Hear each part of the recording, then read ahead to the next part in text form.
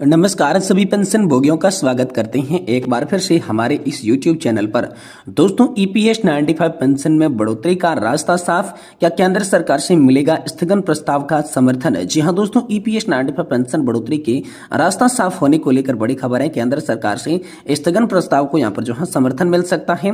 EPS 95 pension में बड़ा बदलाव देखने को मिल सकता है। 7,500 प्लस DA हम सभी को मिलेगा। तो इसको लेकर आखिरकार केंद्र सरकार की कैसे मंजूरी सामने आई है, स्थगन प्रस्ताव को लेकर क्या बड़ी खबर निकल कर आई, इसके बारे में दोस्तों आज इस वीडियो के अंदर बात करेंगे। साथ ही हम बात करेंगे कर्मचारी पेंशन योजना 1995 को लेकर अगली बड़ी खबर की। तो सरकार के गले की हड्डी बनी EPS 95 पेंशन भोगी हैं इन पर भड़के हुए NSE नेतृत्व को आश्वासन दिया कि मंत्रालय न्यूनतम EPS 95 पेंशन बढ़ाने के लिए ओवर टाइम कर रहा है, लेकिन अब इसको लेकर एक और ताजा और बड़ी अपडेट आ चुकी है। तो इसके बारे में आज इस वीडियो के अंदर बात करेंगे। साथ ही बात करेंगे सरकारी कर्मचारियों के लिए मोदी सरकार का बड़ा तोहफा, अब मिलेगा 10,000 रुपए प्रति महीना की पेंशन। जानिए आखिरकार नए नियम और लाभ आप सभी को किस तरीके से देखने को मिलेंगे, इसके बारे में भी दोस्तों आज इस वीडियो के अंदर बात करेंगे।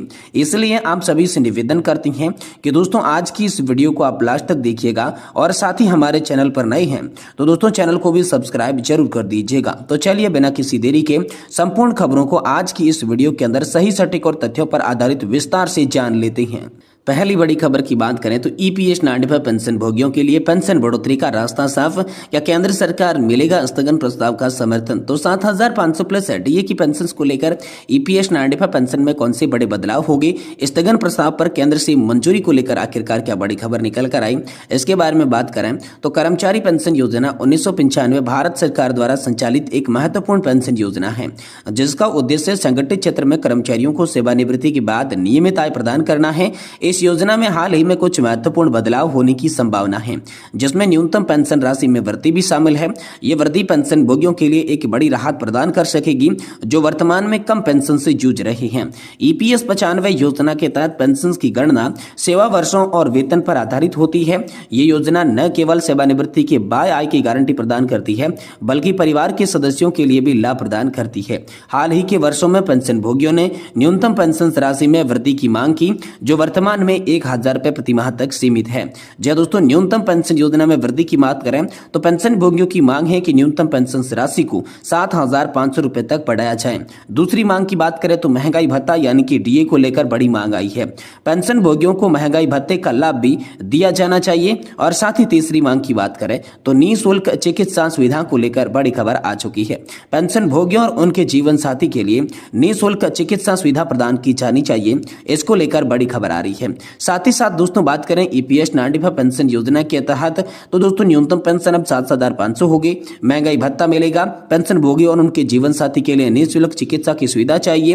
पेंशन की गणना जो है वो सेवा वर्षों और वेतन के आधार पर आधारित होती है। परिवार के सदस्यों के लिए पेंशन लाभ प्रदान किए जाने चाहिए। पेंशन भोगियों को वित्तीय सुरक्षा प्रदान करना और उनकी जीवन शैली में सुधार करना, ये मुख्य रूप से बदलाव जो है इस पेंशन योजना में होना चाहिए। तो EPS 95 पेंशन योजना में आखिरकार बदलाव की आवश्यकता क्यों पड़ी? तो बात करें EPS 95 पेंशन योजना में बदलाव की आवश्यकता इसलिए है क्योंकि वर्तमान न्यूनतम पेंशन राशि 1,000 रुपए प्रति माह की है, जो महंगाई के समय में पर्याप्त नहीं है। पेंशन भोगियों ने अपने दैनिक खर्चों को पूरा करने में कठिनाइयों का सामना करना पड़ रहा है, इसलिए न्यूनतम पेंशन की राशि को 7,500 रुपए तक बढ़ाने की मांग की जा रही है। अब इस योजना में बदलाव के लाभ कौन कौन से होंगे? तो पेंशन भोगियों को वित्तीय स्थिरता प्रदान करेगा। पेंशन की राशि महंगाई के अनुसार आप सभी के लिए समायोजित होगी। पेंशन भोगियों की जीवन शैली में सुधार होगा। परिवार के सदस्यों को भी पेंशन का लाभ मिलेगा। सामाजिक सुरक्षा को मजबूत बनाएगी और पेंशन भोगी को वित्तीय रूप से स्वतंत्र बनाएगी। यानी कि EPS पेंशन योजना में अगर ये बदलाव हो जाते हैं तो इनमें आप सभी के लिए वित्तीय स्थिरता का लाभ, महंगाई के अनुसार समायोजन का लाभ, जीवन शैली में सुधार, परिवार की सुरक्षा और सामाजिक सुरक्षा जैसे तमाम लाभ जो है आप सभी को देखने को मिलेंगे। लेकिन हाल फिलहाल में ये पेंशन बढ़ोतरी को अभी तक मंजूरी नहीं दी गई है। वही बात करें तो कर्मचारी पेंशन योजना 1995 को लेकर बड़ी खबर आ रही है।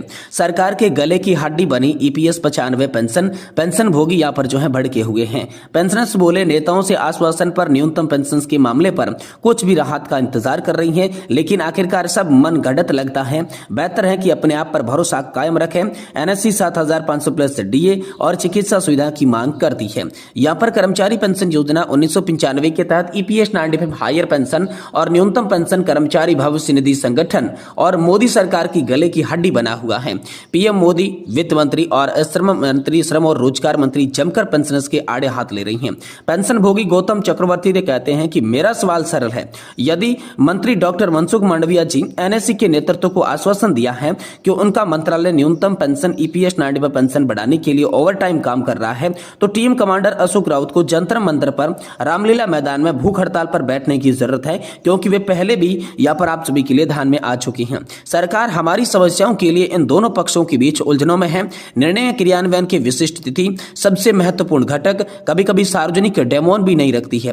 अनुमान यह है तो सरकार यहाँ पर जो है एनएससी या दोनों झूठा सौदा कर रही हैं, दोनों अपनी विश्वसनीयता खो देती है। पेंशनर सुब्रमण्यम कोनार ने कहा है कि हमें अपने सपनों को ही उच्च पेंशन मिलनी चाहिए, क्योंकि सपने देखने के नहीं होकर रोका जा सकता। मुझे विश्वास नहीं है कि हमारे वित्त मंत्री कभी भी हमारी स्थिति और परिस्थितियों के बारे में सोचेंगे। सुरेश सबरभोजी ने कहा कि समस्या यह है कि मेरे विचार में हमारी एनएससी 7,500 प्लस डी और चिकित्सा सुविधा की मांग करती है, और बीएमएस यानी कि भारतीय मजदूर संघ जो सत्ताधारी पार्टी से जुड़ा हुआ है न्यूनतम पेंशन 5,000 रुपए के साथ डीए मांग रहा है। यानी सरकार और ईपीएफ में विरोधाभास पैदा हो गया है। दूरदर्शा एच ने कहा कि यहाँ पर क्या उन्होंने आश्वासन दिया, पिछले 10 वर्षों से कई बार आश्वासन दे रहे हैं, लेकिन उन्होंने पूरा नहीं किया। पेंशनर्स अग्रसर अरी ने भी कहा कि हम नेताओं को आश्वासन पर न्यूनतम पेंशन के मामले में कुछ राहत का इंतजार कर रही हैं, लेकिन आखिरकार सब मन घड़त लगता है।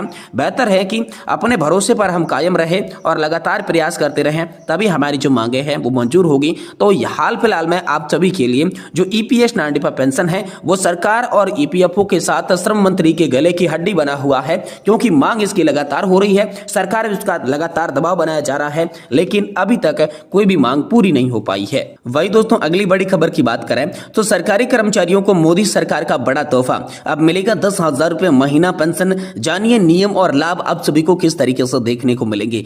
दोस्तों केंद्र सरकार ने केंद्रीय कर्मचारियों के लिए यूनिफाइड पेंशन स्कीम यानी कि यूपीएस को नोटिफाई कर दिया है, जो 1 अप्रैल 2025 से लागू होगी। इस योजना का उद्देश्य रिटायरमेंट के बाद कर्मचारियों को आर्थिक सुरक्षा प्रदान करने का है।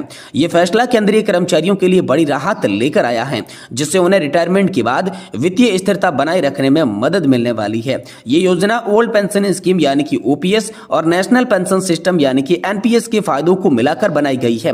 इस योजना के तहत कर्मचारियों को रिटायरमेंट के बाद एक निश्चित पेंशन मिलेगी, जिससे उनकी आर्थिक स्थिति सुरक्षित होगी। ये योजना उन कर्मचारियों के लिए है जो नेशनल पेंशन सिस्टम के तहत आती है और उन्हें यूपीएस का उन्होंने विकल्प जो है वो चुन रखा है। अब बात करें यूनिफाइड पेंशन स्कीम जो केंद्रीय कर्मचारियों के लिए है, इसके प्रमुख फायदे महत्वपूर्ण लाभ कौन कौन से है। तो पहला है गारंटीड पेंशन, यानी कि यूपीएस में केंद्रीय कर्मचारियों को उनके रिटायरमेंट के पहले के 12 महीनों के औसत वेतन का 50% दिया जाएगा। इसके कर्मचारियों को कम से कम 25 साल की सेवा देनी होगी। दूसरी है आनुपातिक पेंशन, जिन कर्मचारियों ने 25 वर्ष से कम की सेवा की है लेकिन 10 वर्ष से अधिक सेवा दी है तो उन्हें आनुपातिक आधार पर पेंशन मिलेगी। तीसरा इसका मुख्य फायदा है न्यूनतम पेंशन। नई पेंशन योजना न्यूनतम 10 वर्ष की सेवा के बाद रिटायरमेंट पर 10,000 रुपए प्रति माह की न्यूनतम पेंशन की गारंटी देता है।